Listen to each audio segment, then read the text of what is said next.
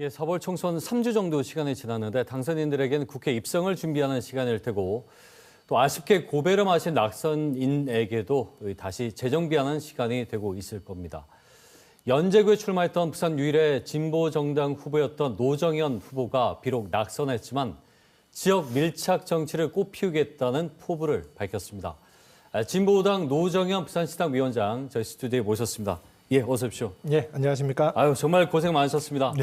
많은 분들이 지켜봤고 또 전국적으로도 사실 화제였던 지역구이기 때문에 어떻습니까? 선거 치른 후에 시간 어떻게 보내셨는지부터 좀 들어보죠. 예, 지난 주말까지 약 3주간 지역 주민들께 낙선 인사를 계속했습니다. 예. 정말 많은 분들이 손잡아 주시고 안아주시고 특히 우시는 분들이 정말 그래요? 많으셨습니다. 안타깝다고.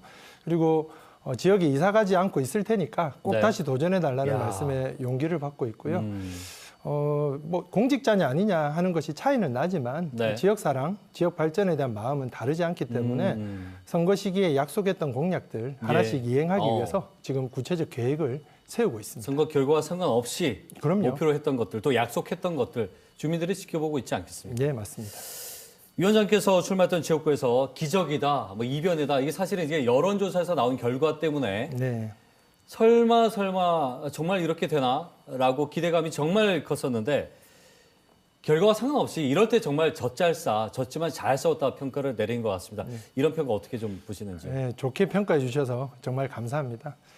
주민들께서는 이번 단일화 경선에서 예. 야권 단일 후보로 노정현을 선택해 주시면서 윤 정권 심판의 돌풍을 일으켜 주셨고 실제로 선거 결과에서도 45.58%라는 부산 지역 야권 후보들 평균을 상회하는 높은 결집을 그럼요. 보여주셨습니다. 네네. 비록 낙선을 했지만 연합 정치의 효능감과 진보 정치의 가능성을 확인할 수 있는 선거로 저희도 평가하고 있습니다. 그렇군요. 전국적으로는 뭐 민주당의 압도적인 승리, 야당의 승리라고 하지만 부산은 전혀 아니었습니다. 오히려 지난 총선보다도 이제 못한 결과, 민주당 진보정당 입장에서는 그랬을 텐데 그 중에 하나가 이제 연제구예요. 한석을 참 아쉽게도 잃었다는 평가들을 많이 하고 있는데 본선에서 이 총선 당일날 이 지역구민들의 선택 어떻게 좀 분석을 하고 계십니까? 예, 우선은 꼭 좀 짚고 넘어가야 할 점이 있다고 생각하는데요. 예. 부산 지역의 야권 후보들의 지지율이 꾸준히 상승하고 있다는 점입니다. 네네. 이번에 비례선거를 같이 치렀기 때문에 45%나 되는 지지율이 결국 192석의 야권 압승에 기여한 바가 크다고 생각하고요. 예. 이후 정치 변화를 이끌어갈 수 있는 토대가 마련되었다고 저희는 보고 있습니다. 그런데 말씀하신 대로 기존의 3석이었던 의석이 한석으로 되려 후퇴한 것은 저희가 뼈아프게 돌아보고 있습니다. 네. 선거 막판에 민주진보 200석 이상은 안 된다. 역으로는 국민의힘 100석 아래로는 안 된다라고 하는 강한 견제 심리가 작동을 하면서 국민의힘으로의 역결집이 이루어졌는데요. 근데 저희는 이제 이 문제를 이렇게 봅니다. 부산에서 보수 결집은 상수 아니겠습니까? 예.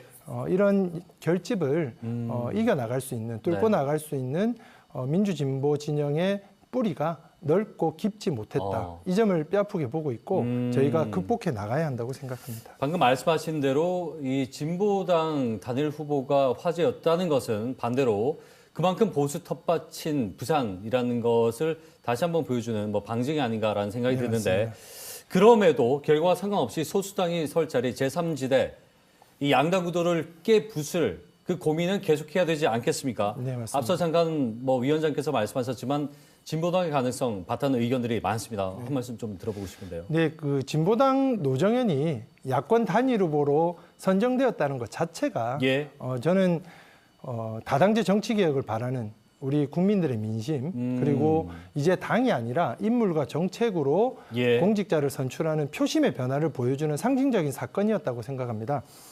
그래서 제가 이번 선거에서 가장 많이 들었던 이야기가 뭐냐면 도대체 어디에 있었습니까? 이렇게 오랜 기간 동안 지역에서 노력하고 계신지 몰라서 미안하다. 몰랐었다. 이 얘기인 그리고 거죠. 눈여겨보고 앞으로 지지하겠다는 말씀 많이 해주셨는데요. 큰 당에도 훌륭한 정치인분들 많으십니다. 그런데 진보 정치에도 지역 깊숙이 들어가서 뿌리를 내리고 바닥 민심의 지지를 받고 계시는 훌륭한 정치인들이 많으시거든요. 그런데 큰 선거에서는 기회가 많이 없었습니다. 이번 저의 사례처럼 연합 정치의 틀에서나 또는 선거제도 개혁을 통해서 예. 우리 숨은 보석들이 이 공직으로 진출할 수 있는 등용문이 넓어지기를 바라는 마음입니다. 그렇기 때문에 이 단일화 경선에서 이 진보 쪽의 단일화 과정에서 민주당 후보를 이긴 것만으로도 그 자체가 성과라는 평가들도 나오고 있더라고요. 지난주에 민생정치, 지역 밀착 정치로 새 바람을 일으키겠다 이렇게 발표를 했습니다. 진보당이 주관한 지역구 정치 어떻게 우리가 좀 봐야 되는지요? 예, 우리 주민들께서는 국가 전체를 위한 담론도 중요하지만 당장에 이 버거운 우리 서민들의 삶을 돌볼 정치가 필요하다고 말씀들을 많이 하십니다. 예. 그래서 진보당의 지역 밀착 민생 정치에 관심을 많이 가지고 계시는데요. 일례로 저희가 가계부채로 고통받는 분들을 위해서 채무 조정을 도와드리는 민생 상담, 채무 상담을 계속하고 있습니다. 네, 네. 지금 1년도 되지 않아서 600건 가까이 상담을 했고요. 예. 300건 가까이 지금 솔루션을 제공해서 정말 새 삶을 살고 계시는 분들이 많이 계십니다. 빚 때문에 찾아왔다가 빛을 봤다 이런 평가를 많이 해주시는데요. 예. 근데 이 사업도 당 안에서 누가 기획해서 시작된 게 아니라 주민들 삶 속에 들어가서 고충을 들으면서 함께 눈물을 흘리고 저희 당원들이 어떻게 도움이 되어 볼까 하면서 금융복지 상담사 자격증을 직접 취득해서 당원들이 하고 계세요. 아, 그래요? 그러니까 이렇게 정치하고 있습니다. 그러니까 저희 진보당의 지역 정치라고 하는 거는 지역 주민들 속으로 깊이 들어가서 함께 삶을 나누고 네. 고충을 듣고 삶을 향상시키는 것이라고 말씀드릴 수 있고요. 중요한 부분이네요. 그 정치라는 직접 당사자가 아니고 네. 당원임에도 네. 이 진보 정치에 힘을 실어주기 위해서 맞습니다. 그렇게 노력하는 네. 스스로 그런 의사를 맞습니다. 밝히신 건가요? 대단합니다. 그래서 저희가 이런 예. 정치를 1년 365일 부산 전역에서 행해지도록 해보겠다는 포부를 밝힌 겁니다. 알겠습니다. 지금 두 차례 구의원 하면서 또 이번 선거 치르면서 가장 큰 성과 중에 하나가 인지도가 급상승하지 않았나. 사실 전국적으로 아마 많이 이름은 네. 그러실 것 같아요. 그러나 4년 후를 생각한다면 또 네. 지금부터 다음 총선까지의 지역 정치를 생각한다면 존재감이나 또 정치인으로서의 이제 소위 체급을 좀 더 높여야 되지 않겠느냐. 이런 고민도 좀 있으실 것 같아요. 예, 이번 총선은 정치인 저에게 있어서도 상당히 전환적인 선거였다고 말씀드릴 수 있고요. 지역 주민들께서는 벌써부터 이제 노정현의 역할은 달라졌다 이렇게 말씀하시고요. 저 또한 이제 작은 선거, 기초 선거가 아니라 총선이나 큰 선거를 통해서 승부를 봐야 한다고 마음먹고 있습니다.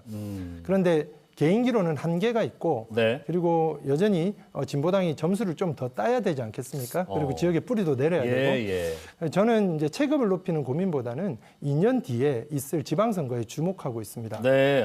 진보당에 권력을 맡겨도 되겠다, 일시켜도 되겠다라는 주민들 말씀이 나오실 수 있도록 지방 공직자들이 대거 진출할 수 있도록 하고 역할을 할 수 있도록 제가 교두보 역할을 하고 또 선봉장으로서 이 결과를 만들어내는 데 집중할 생각입니다. 그렇군요.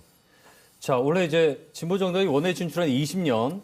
근데 그 시절은 사실은 그 원내 의석 수나 또는 이제 지지율이 더 높은 경우도 많았거든요. 이번에 열심히 잘 싸워줬습니다만 전국적인 결과를 놓고 봤을 때는 진보정치 또 소수정당 제3지대의 붕괴, 위기란 말들이 나오고 있습니다. 진보 정당으로서의 역할 어떻게 좀 우리가 기대를 하고 또 바라면 될까요? 2004년에 원내 진출할 때 10석이었는데요. 20년 지난 지금 3석이니까 위기라는 평가가 저는 과하지는 않다고 생각합니다.